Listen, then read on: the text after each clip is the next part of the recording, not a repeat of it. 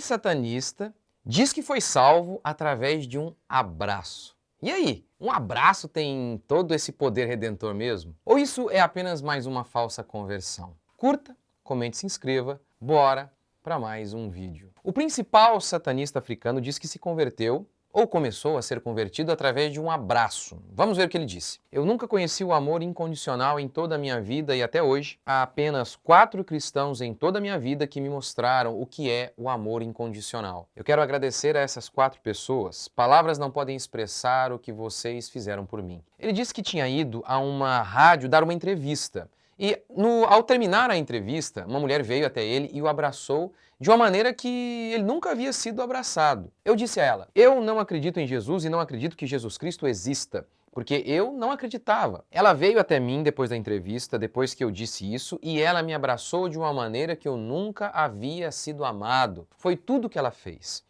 Ela só disse que foi bom me conhecer pessoalmente. Uma semana depois, no WhatsApp, pelo status dela, eu vi que essa mulher é cristã. Nunca tive um cristão que fizesse isso, afirmou o ex-satanista. A primeira coisa que a gente tem a dizer sobre isso é o seguinte: eu creio mesmo que o nosso testemunho, o nosso comportamento é sim uma porta de entrada para que a pessoa ouça o evangelho e se converta. Veja o que a Escritura declara para as mulheres. Mulheres, sede vós igualmente submissas ao vosso próprio marido, para que, se ele ainda não obedece à palavra, seja ganho sem palavra alguma por meio do procedimento de sua esposa. Às vezes, o povo de Deus, nós, o povo de Deus, podemos ser como Jonas, que prega torcendo para que o povo não se converta. Lembra que Deus enviou Jonas para pregar em Nínive, mas ele não queria? Por quê? Ele não queria. É óbvio, os ninivitas eram inimigos do povo de Israel. E, obviamente, pregar para aquele povo significaria dizer que aquele povo maligno que Jonas via como inimigo ia receber as misericórdias de Deus. Ora, quantas vezes nós expomos as Escrituras não com o objetivo de convencer de pecado e levar a pessoa a Cristo, mas de humilhá-las, de mostrar que nós somos os bons, de que nós estamos certos. Mas esse não é o espírito bíblico. Em Romanos capítulo 9, Paulo fala que, se fosse possível, para salvar os seus compatriotas judeus, ele preferiria ser amaldiçoado, anátema, em favor do seu povo. Gente, esse povo, os judeus, foram os mesmos que perseguiram Paulo sistematicamente, a ponto de muitos comentaristas falarem que o espinho na carne de Paulo eram esses judeus. Gente, esse povo é o povo que matou o Messias de Paulo, matou Jesus, a razão da existência de Paulo. E Paulo olha para esse povo e diz, eu estaria disposto a ser amaldiçoado, se fosse possível, para que vocês fossem salvos. Eu já falei várias vezes aqui no meu canal, na minha igreja, sobre pastorado feminino, que isso é uma rebeldia contra Deus, eu tenho vídeos aqui, assistam. E, enfim, eu já falei isso várias vezes. E eu prego de maneira incisiva falando sobre isso. Certa vez, eu me encontrei com uma pastora aqui da minha cidade.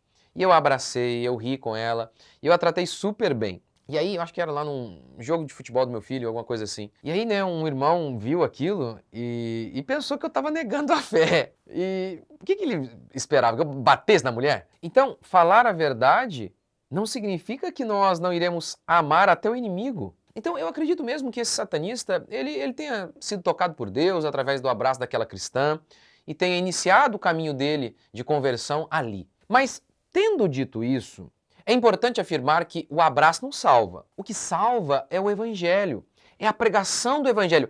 E essa é a maneira que Deus estabeleceu para salvar o seu povo. Como ouvirão se não há quem pregue? Como eles vão se converter? Como? Ora, sem a pregação do evangelho, diz Paulo, não é possível. É pela loucura da pregação, diz Paulo, que nós somos salvos. E essa pregação do evangelho começa com a lei, que significa nada mais, nada menos dizer que começa com a exposição de nossos pecados. Você lembra qual foi a mensagem de Jesus? Qual era a tônica? Arrependei-vos. Lembra que Paulo disse que a lei nos conduziu a Cristo? Tá vendo? Ele não fala que foi o amor, foi a lei. Ou seja, o que ele quer dizer com isso? A lei nos conduziu a Cristo. É que a pregação da lei é a pregação que expõe os nossos pecados, que mostra como nós temos quebrado a lei de Deus e por isso estamos condenados e por isso precisamos de salvação. Ao notar que temos quebrado a lei de Deus, nós temos a mesma reação de Paulo em Romanos 7. desespero por nossa condição de pecadores perdidos, o que nos leva a fazer o mesmo que o apóstolo Paulo fez, buscar Cristo Jesus. Eu digo isso porque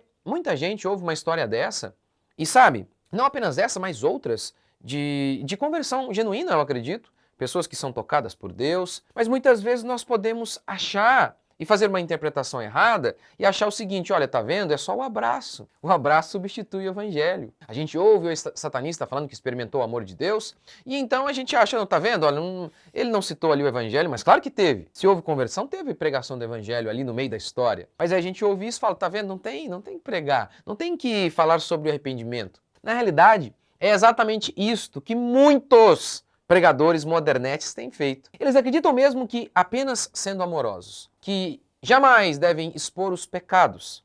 Assim, eles levarão as pessoas à conversão. Na realidade, a estratégia deles para evangelizar é não pregar o evangelho. O evangelho não começa com o amor de Deus. Ele se inicia falando do pecado, para daí então falar do perdão, da graça, do amor, do céu. Mas os pastores modernos não creem que devem expor o pecado. Lembra que a grande missão do Espírito Santo seria convencer o homem do pecado? Pois bem, os pastores que não têm nada a ver com isso, que a sua mensagem não tem essa relação de expor o pecado dos homens, o ministério desses homens não tem nada a ver com o Espírito Santo. Na realidade, muitos pastores hoje nem disfarçam, como o famoso pregador Joel Osteen, que disse claramente que ele não fala sobre o inferno. No Brasil há muitos pastores como ele, com a diferença de que os pastores brasileiros, eles não saem do armário. Eles não têm a coragem de dizer abertamente que não falam sobre o inferno, arrependimento, ira de Deus, justiça. Não, eles não saíram do armário, eles ficam na deles, mas eles não falam. O que é muito interessante, porque Paulo, por exemplo, quando estava diante de um ímpio, o governador Félix, como Paulo evangelizou? Atos 24 e 25 nos informa. Dissertando ele acerca da justiça, do domínio próprio e do juízo vindouro, ficou Félix amedrontado. Você imagina os pastores da camisetinha apertada aconselhando Paulo? Paulo, que isso? Ô Paulo, não é assim que evangeliza. Você vai espantar a pessoa, Paulo? Acabou de conhecer o cara falando de ira de Deus. Ô Paulo, as pessoas não estão preparadas para ouvir isso, Paulo. Paulo, fala só do amor e do consolo, e aí, sabe? E aí eles vão mudar depois, não precisa falar de pecado, eles naturalmente vão mudar depois. É isso que um monte de artistinhas aí, né, gospel, eles têm feito, não é? Não, nada de pregar sobre pecado e por isso eles andam seminus, trocam de esposa e de marido como quem troca de roupa. Esse é o resultado aí desse apenas evangelho do amor. Ora, veja, eu fui super amoroso com a pastora lá na rua. Eu a tratei da melhor maneira possível, mas no púlpito eu expus aquilo que eu considero que é pecaminoso. Ao dar um abraço nela na rua, isso não significa que eu deva ocultar a verdade no púlpito. O que salva as pessoas é o evangelho. A grande atração do evangelho é que ele é a verdade. A igreja é coluna e baluarte da verdade, disse o apóstolo Paulo. Abraço sem evangelho é algo que as seitas fazem. Vou contar para você agora uma história de uma igreja, de alguns cristãos que eram extremamente amorosos, mas eram hereges enviados pelo diabo. Afinal, o diabo é um anjo de luz, não é?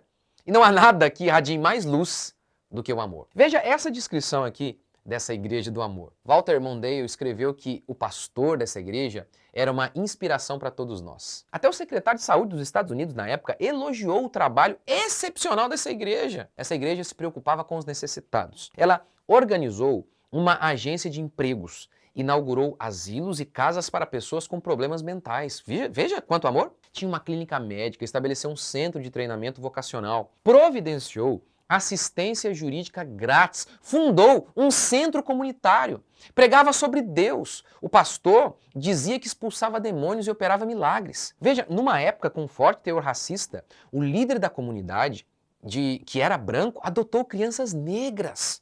Gente, essa igreja era tão amorosa que eles foram morar, todo mundo foi morar junto, gente. Meu Deus, isso só pode ser obra do Senhor, não é? Então, me diga, pastor Rodrigo Mocelin, onde se encontra essa igreja hoje? Morta, literalmente. O pastor dessa igreja se chamava Jim Jones. O pastor que era adorado por todos, pregador do amor, levou o seu povo a um suicídio coletivo. Eu tenho um vídeo curtinho aqui contando a história dele. Ao longo da história da igreja, a igreja sempre lidou com hereges. Uns que negavam a divindade de Jesus, outros que negavam a trindade. O herege de hoje não nega nada disso. Pelo menos não no começo.